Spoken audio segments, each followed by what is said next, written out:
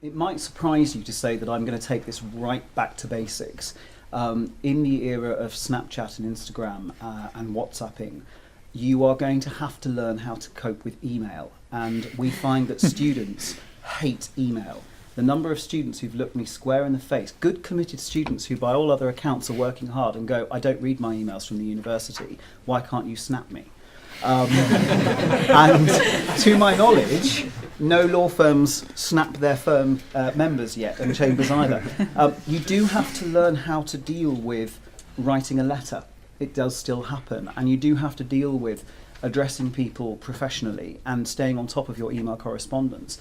And that surprises some students, I think, who are expecting to be able to come in and run everything from their phone. They can run things from their phone, but I'm afraid it's the email function on your phone. The other thing I would say in terms of technology is there's a culture, I'd made a little note for myself earlier at the moment, of almost unfettered sharing. And it touches on the confidentiality issues earlier, and it also touches on developing an attitude of professionalism, not just in terms of confidentiality about client data, but thinking about how and where you share aspects of yourself and your own views, be they political or otherwise. There's pretty much a story every year of at least one trainee who's got into trouble because of something they've said or done online. Trouble varying from amusement all the way up to training contracts being terminated. And I used to ask students when in my previous university, how many of you have Facebook profiles? And we would go and trawl those Facebook profiles to see how many of them were public. And then, much as Ellen DeGeneres does onto her audience, we'd say, where's so-and-so? What's happening here? And put it up in the lecture theatre, and they'd say, you can't do that. Well, actually we can, because you've done it. You've put it out there and it's public.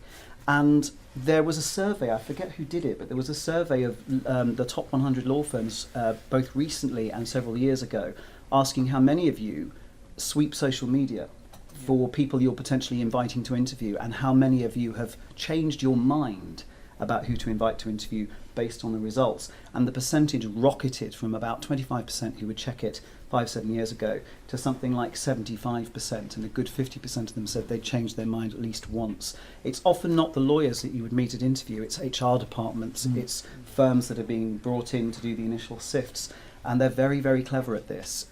You can have political views, you can be involved in many, many things, but I would think about whether or not you want your potential employers to see it, and think about those privacy settings very carefully.